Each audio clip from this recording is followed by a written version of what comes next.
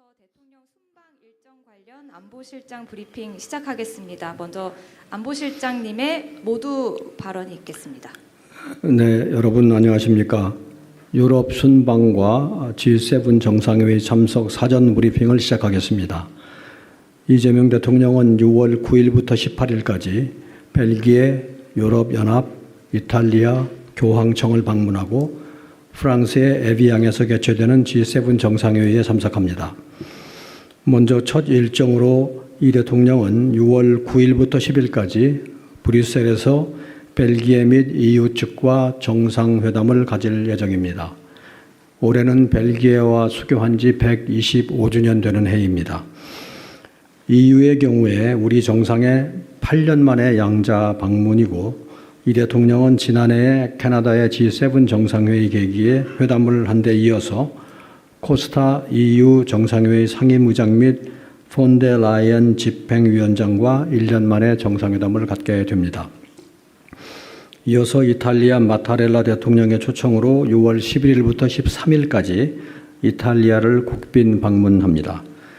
마타렐라 대통령과의 정상회담뿐 아니라 멜로니 총리와도 작년 9월 유엔 총회 계기에 회담을 한 바 있습니다. 그리고 올해 1월에는 멜로니 총리의 공식 방한 계기에 회담을 했고 이번에는 세 번째 공식 회담이 됩니다. 또한 이탈리아 측의 국빈 행사 프로그램에 따라서 로마뿐만 아니라 피렌체 방문도 계획되어 있습니다. 이어서 6월 14일부터 15일까지 교황청을 방문하여 교황과 면담하고 교황청 국무원장과도 만남을 가질 예정입니다. 지난해 5월에 레오 14세 교황이 즉위한 후에 약 1년여 만에 우리 정상의 교황청 방문이 이루어지는 것입니다. 이 대통령은 마지막으로 6월 16일부터 17일까지 프랑스의 에비앙에서 개최되는 G7 정상회의에 참석합니다. 그러면 세부적으로 말씀을 드려보겠습니다. 벨기에 일정입니다. 이 대통령은 6월 9일 저녁 브뤼셀에 도착하여 우리 동포들과의 만찬 간담회로 벨기에 방문 일정을 시작합니다. 6월 10일 오전에는 드 웨베흐 벨기에 총리와 정상회담을 한 후에 오후에 필립 벨기에 국왕과 면담을 가질 예정입니다. 벨기에 방문의 길의 성과입니다. 첫째로 정상 간 신뢰와 유대감 구축 및 양국 간 향후 협력 방안 모색입니다. 우리 정부 출범 후에 벨기에 지도자와의 첫 만남으로 양국 간의 우호 협력 관계를 한 단계 더 높일 수 있는 실질적인 방안에 대해서 논의할 것으로 기대가 됩니다. 둘째로는 양국 간 중소기업 협력 확대를 위한 발판 마련과 우리 기업의 안정적인 대유럽 진출로 확보입니다. 벨기에는 EU 내의 제2의 항구인 앤트워프 항이 소재한 유럽 물류의 중심지이자 화학, 바이오 등 클러스터 산업이 발달한 나라입니다. 우리 기업들이 벨기에에 활발히 진출하여 전 유럽으로 뻗어나가는 토대를 마련하도록 하겠습니다. 셋째로 유럽 내 한국학 발전 및 한국과 유럽 간의 미래 세대 간 교류 증진을 위한 일보 전진입니다. 루방 대학교, 겐트 대학교 등 벨기에의 주요 교육기관들과의 협력 확대를 통해서 벨기에 내에 체계적인 한국학 교육 기반을 마련하고 양국 미래 세대 간 교류 증진을 촉진해 나가겠습니다. 다음으로 EU 방문 세부 일정에 대해서 말씀드리겠습니다. 이 대통령은 6월 10일 오후에 브뤼셀에서 EU와의 정상회담 그리고 협정 서명식을 가질 예정입니다. EU 방문의 길의 성과입니다. 첫째로 우리의 대유럽 외교의 본격 가동입니다. 4억 5천만 명의 인구와 27개 회원국, 18조 유로 규모의 GDP의 EU는 세계 최대의 무역 블록이자 우리나라 제3위의 교역국입니다. 또한 규범 기반의 다자주의 국제 질서, 민주주의와 시장경제 등 우리와 가치를 공유하는 EU는 우리가 G7 외교 강국으로 도약하는 데 있어서 필수적인 협력 대상입니다. 둘째로 우리 기업들의 유럽 시장 진출과 권익 보호를 위한 경제 외교 강화입니다. 전 세계적으로 보호무역주의가 확산되는 가운데에서도 양측은 한 EU FTA를 토대로 1,300억 불대의 견실한 교역 관계를 유지하고 있습니다. 지난해 상품 교역 규모는 역대 최대치를 기록했습니다. EU 27개 회원국의 무역 정책은 개별 회원국이 아니라 EU가 정하는 만큼 EU와의 정상회담을 통하여 우리 기업의 수출길을 넓히고 EU의 유럽에 진출한 우리 기업들이 활동하기 원활한 환경을 조성해 나가겠습니다. 셋째, EU와 안보 분야에서도 협력의 지평을 확대해 나가겠습니다. 양측이 2024년에 채택한 안보 방위 파트너십을 토대로 앞으로 EU 측의 긴밀한 정보 공유를 받는 동시에 마약, 테러 등 초국가 범죄 대응을 위한 협력을 강화할 예정입니다. 넷째, 다양한 국제 현안에 있어서 유사한 입장을 가진 파트너로서의 공조 강화입니다. 지정학적인 갈등이나 다자주의 약화 등 글로벌 불확실성이 커지는 상황에서 한반도, 중동 등 주요 지역 정세에 대해 긴밀히 논의하고 에너지, 공급망 안정, 핵심 광물과 관련한 공조 방안을 강구해 나갈 것으로 기대됩니다. 다음에는 이탈리아 방문의 세부 일정입니다. 이 대통령은 6월 10일 저녁에 로마에 도착하여 6월 11일 오전 이탈리아 측의 국빈 방문 행사 관례에 따라 마타렐라 대통령이 주관하는 공식 환영식에 참석한 후 대통령과의 정상회담 및 공동 언론 발표를 가질 예정입니다. 이후에 이탈리아 상하원 의장을 각각 면담하고 이탈리아 무명 용사의 묘에 헌화한 후 저녁에는 마타렐라 대통령이 주관하는 국빈 만찬에 참석합니다. 이어서 이 대통령은 6월 12일 멜로니 총리와 소인수 회담, 오찬을 겸한 확대 회담 후에 MOU 교환식으로 이어지는 일정을 가질 예정입니다.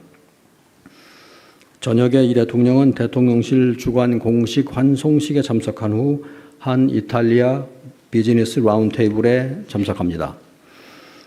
6월 13일에는 이탈리아 정부의 국빈에 대한 특별 예우에 따라 지방도시인 피렌체 방문이 예정되어 있습니다.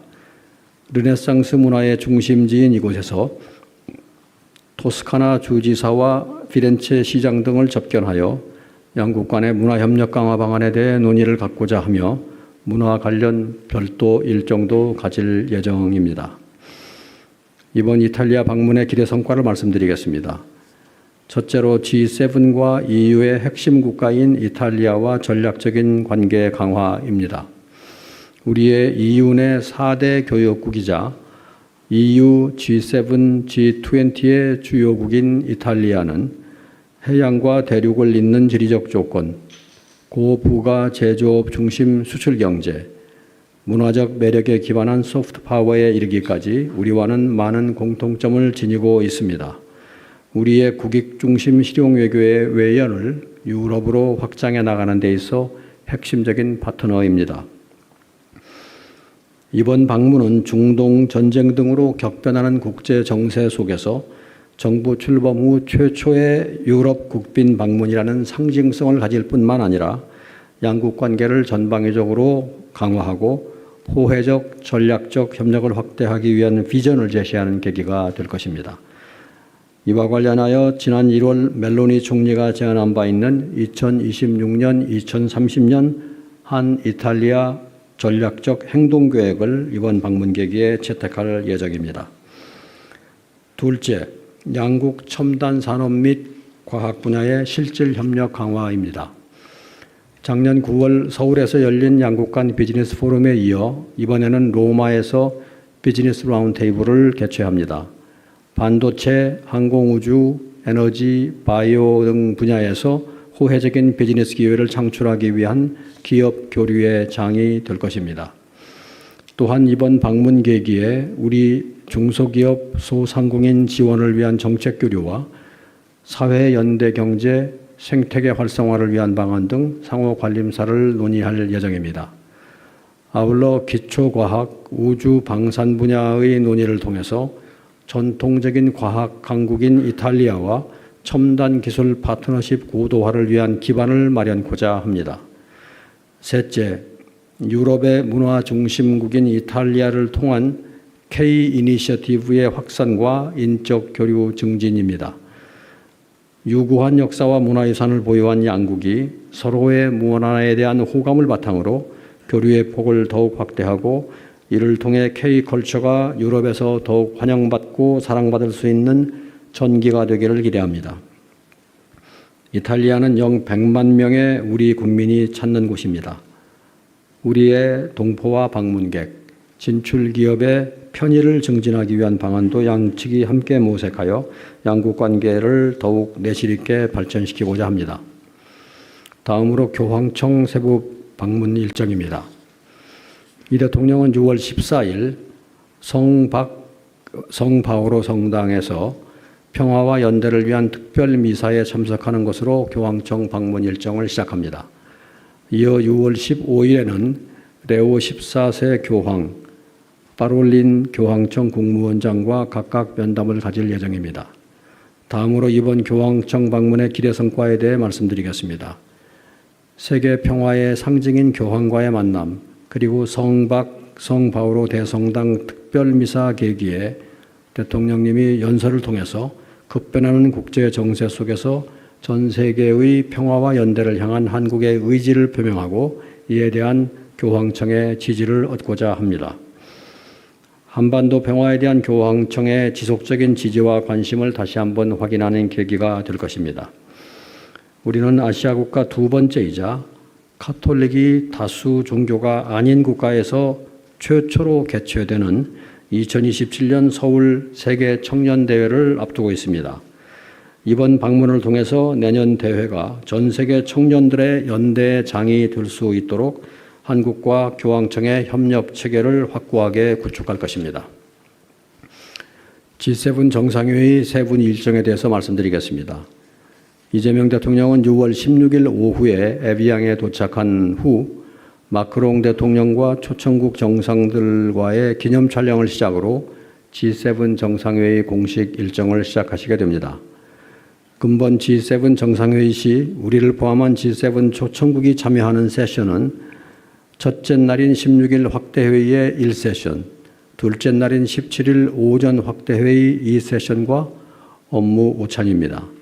첫째 날 저녁에는 프랑스 측이 준비한 공식 만찬 등 환영 행사에도 참석할 예정입니다. 세션별 주제와 발언 순서 등은 아직 협의가 진행 중이며 현재로서 개발 협력 등 국제 파트너십, 글로벌 경제 불균형 완화, AI 및 디지털 문제 등에 대해 정상들 간의 논의가 있을 것으로 보입니다.